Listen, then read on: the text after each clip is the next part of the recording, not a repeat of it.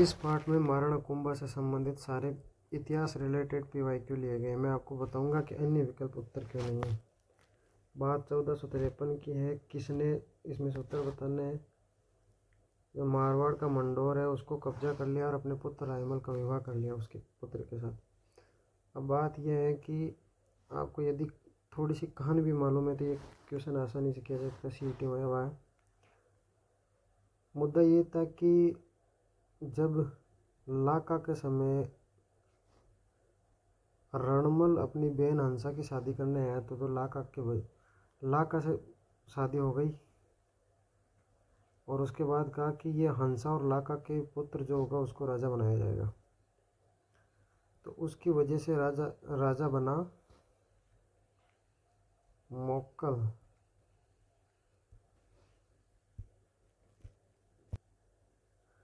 जिसके बाद इनडायरेक्टली मारवाड़ का राजा रणमल का यहाँ शासन हो गया था। फिर रणमल को स्थानीय मेवाड़ की राजनीति से राठौड़ का प्रभाव को ख़त्म करने के लिए कुंभा ने इसे भारमली की सहायता से मरवा दिया था। तो अब मुद्दा यह है कि यह है मेवाड़, यह है मारवाड़। मारवाड़ का यह इनडायरेक्टली शासन था। कुंभा ने न केवल रणमल को हराया बल्कि मारवाड़ पर इनडायरेक्टली शासन भी कर लिया। अब ये जो मारवाड़ का उत्तराधिकारी था जोधा, यह लगातार कोशिश कर रहा था कि मंडोर पर मैं अधिकार कर लूँ, लेकिन महाराणा कुंभा उसे ऐसा करने नहीं दे रहा था। फिर बाद में लगभग 1453 के आसपास इन दोनों के मध्य आवल बावल की संधि हो जाती है और दोनों के बीच की ये पाली की सीमा दोनों मान लेते हैं। और उसके बाद जोधा कहता है कि उस समय की मिडेवल डिप्लोमेसी में एक चीज़ कॉमन थी, जो हारता था वो अपनी बेटी का विवाह विजेता के खुद से या उसके पुत्र से करते थे। तो इसने अपनी पुत्री का विवाह, क्योंकि वो छोटी थी तो कुंभा कर नहीं सकता था, इसके पुत्र था ये रायमल, इसके साथ किया गया।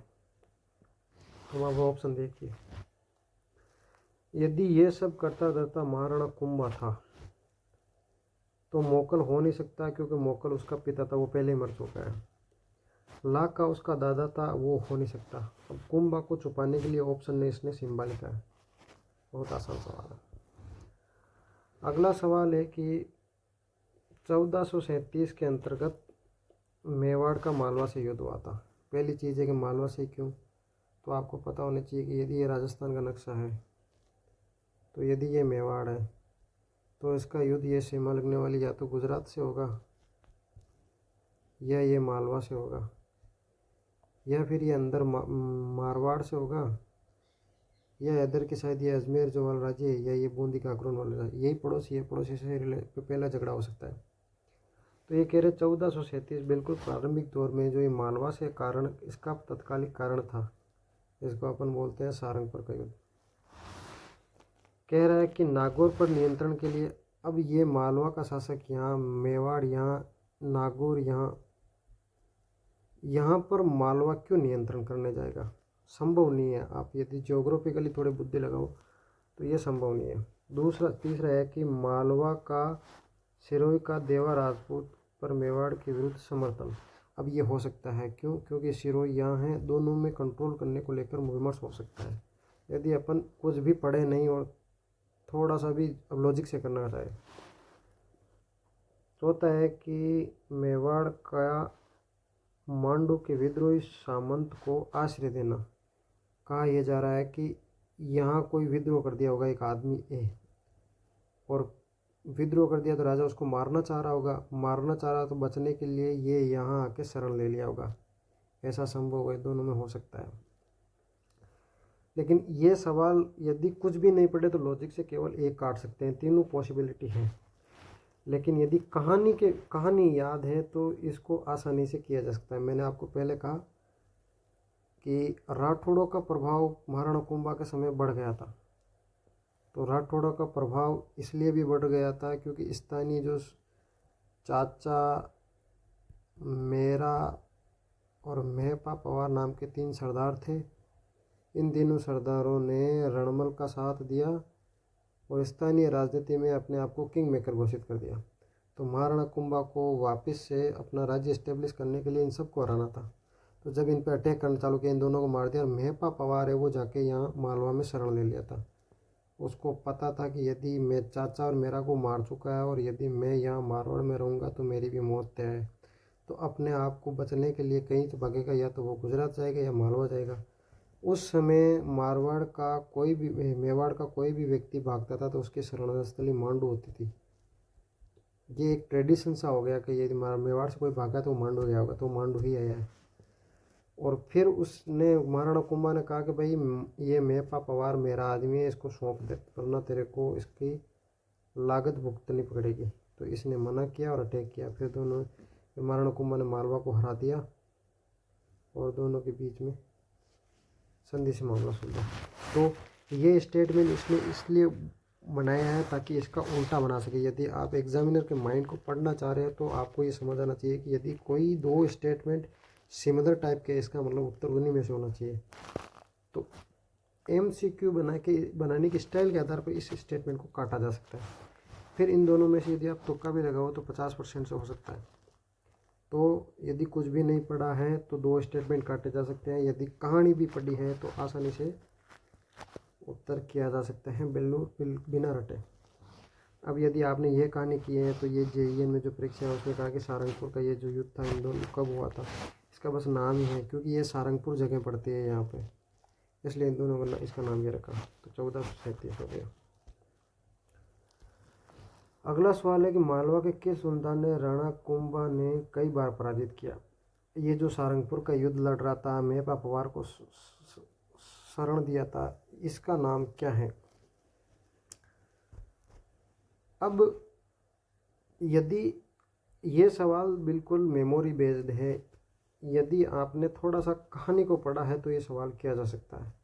और यदि आपको कहानी मालूम नहीं है तो आपको मालवा के शासकों की जानकारी होनी चाहिए। पहली चीज़ ये है कि कहानी है, सबसे पहले कहानी से करते हैं। ये जो 1437 में सारंगपुर का युद्ध होता है, ये इसलिए हुआ था कि इधर ये मालवा है और इधर ये मेवाड़ है, मान लेते हैं। तो इधर ये मेहपा पवार को संरक्षण देता है। मेहपा पवार कुंभा मांगता है, नहीं देता, युद्ध होता है। तो जब युद्ध होता है तो युद्ध में हरा देता है। तो महाराणा कुंभा मालवा के ये जो शासक था महमूद खिलजी, इसको बंदी बना लेता है। लेकिन फिर सोचता है कि एक ऐसा पड़ोस का राज्य जो हिस्टोरिकली काफ़ी इवोल्व है और शक्तिशाली है, उसको लगातार बंदी बनाए रखना सही नहीं है। तो फिर वो उसको कैद से मुक्त कर देता है। फिर कुछ सालों बाद ये वापस रिवाइव करता है और अपना बदला लेने के लिए वापस मालवा पर अटैक करता है। इस बार कारण ये रहता है कि होता यह है कि नागौर में एक शासक की मौत हो जाती है, उसके बाद उसका पुत्र शासक बनता है। पुत्रों में पुत्र 1 और पुत्र 2, P1 और P2 के बीच में संघर्ष हो जाता है। बड़ा भाई होता है P1, उसको शासन मिलना चाहिए। P2 शक्तिशाली होके P2 से शासन छीन लेता है। ये P1 है वो चूँकि राज्य खो चुका है, भटक रहा है, अपना राज्य प्राप्ति के लिए महाराणा कुंभा से आग्रह करता है। महाराणा कुंभा तब तक आबू सिरोही जीत के मारवाड़ तक अपनी सीमा फैला के नागौर पर किसी तरीके से अटैक करने के मुद्दे पर ही था कि इन्होंने ये अटैक करने की प्रणाली खुद ही आके दी। कुंभा जाता है, P2 को हराता है, P1 को वापस राज्य दिला देता है। अब अगली बात यह है कि P1 है वो जब राज्य प्राप्त कर रहा था तब तो कुंभा के साथ था, लेकिन कुंभा जैसे ही आया वो कुंभा की शर्त मानने से मन कर। जैसे कुंभा ने कहा कि भाई तुम नागौर के किले की मरम्मत मत कराना, इसने मरम्मत चालू करा दी। तो कुंभा वापस आया, इसको अटैक किया, राज्य से निकाल दिया, इनडायरेक्टली खुद का संरक्षण। तो अब ये P1 है वो भागा भागा आता है मालवा शासक के पास, क्योंकि यदि कुंभा को हराने की उस समय कोई ताकत थी तो वो थी मालवा। तो मालवा और ये P1 नागौर, ये दोनों जब अटैक करने जाते हैं तो इधर दिल का दर्द लिए बैठा है सिरोही का राजा। उसने भी कहा कि मेरा भी इसने आबू छीन लिया तो मैं भी साथ चलूँगा। तो ये तीनों वापस अटैक करते हैं, लेकिन बिखरी हुई शक्ति के साथ अटैक करते हैं, इसके कारण हार जाता है। एक जना सिरोही की तरफ जाता है, एक तरफ कुंभलगढ़ की तरफ जाता है, दोनों हार जाते हैं। फिर ये जब लौट रहे थे तो गुजरात ने कहा यार ये 2-3 तो साथ है ही, मैं 100 हो जाऊं तो 4 शक्तियाँ इस कुंभे को हराया जा सकता है। कुंभा शक्तिशाली था उस समय। तो फिर उन्होंने वापस अटैक करता है। तो 3 की तो ये कहानियाँ। फिर फरिश्ता कहता है कि महाराणा कुंभा पर मालवा ने कुल 5 आक्रमण किए थे। मिडेवल हिस्ट्री में क्योंकि सोर्स की अपनी लिमिटेशन है, इसलिए जो भी कोई सोर्स देता है उसकी इम्पोर्टेंस बढ़ जाती है, इसलिए ये 5 कभी भी भविष्य में सवाल आ सकता है। बहरहाल मुद्दा यह है कि मालवा के सुल्तान ने महाराणा कुंभा को कई बार पराजित किया, तो इसकी कहानी आती है महमूद खिलजी की। दिलावर खान हो नहीं सकता, उसके पूर्व शासक था। हुसैन इसके पूर्व शासक था। बहादुर शाह शासक है नहीं, क्योंकि गुजरात का शासक है। तो उस हिसाब से महमूद खिलजी उत्तर होता है। कहानी के माध्यम से सवाल किया जा सकता है, रटने से नहीं। अगला सवाल है कि कुंभा का गुजरात के साथ संघर्ष का कारण क्या था। पहला है क्या वो ईडर की समस्या थी। दूसरा है क्या वो चुंडा की शरण थी। तीसरा है क्या नागौर की विवाद था। चौथा है गुजरात द्वारा बूंदी के साथ संधि। अब आप समझो कि वापस मैप पे चलते हैं। यह है मेवाड़, यह है गुजरात।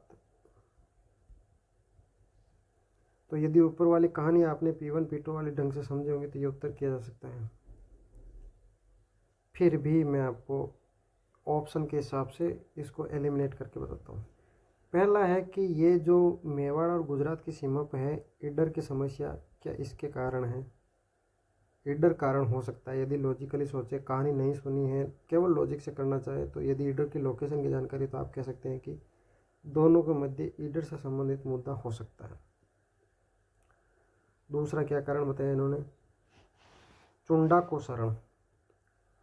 चुंडा को शरण कि भाई ये जो रणमल की हत्या कर देता है, उसके बाद चुंडा को भी मारवाड़ लेने नहीं देता है, चुंडा भटकता है और मारवाड़ का शासक है यहाँ।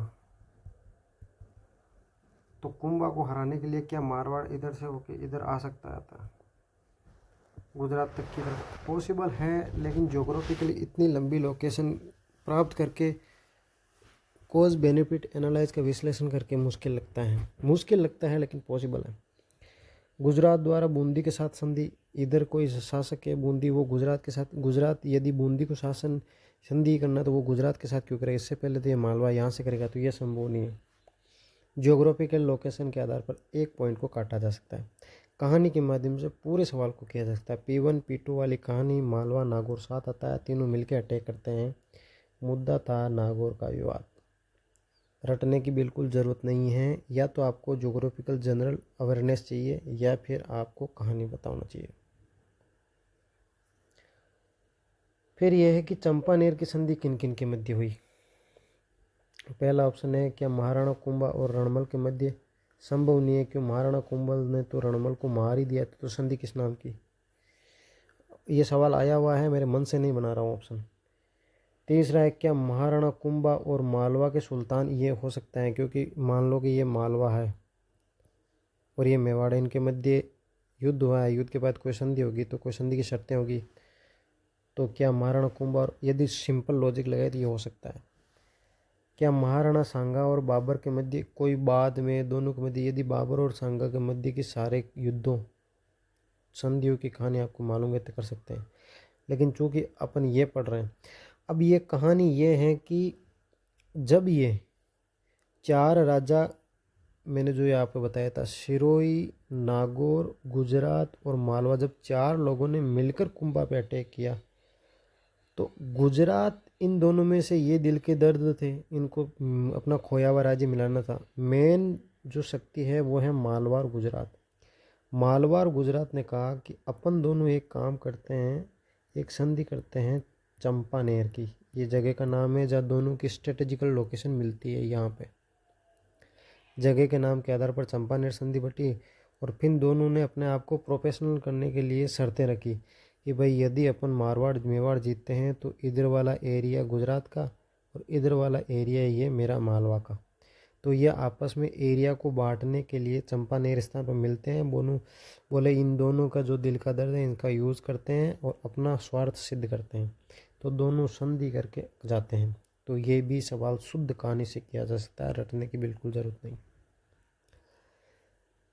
अंतिम सवाल ये है कि महाराणा कुंभा ने किस विजय प्राप्त करने को प्रश्न में विजय स्तंभ बताया था। विजय स्तंभ ऐसा है कि मैंने वहाँ विजय प्राप्त कर लिए है, उसकी खुशी में मैं एक विष्णु का मंदिर बनाऊंगा, क्योंकि विष्णु के आशीर्वाद से मैं जीता हूँ।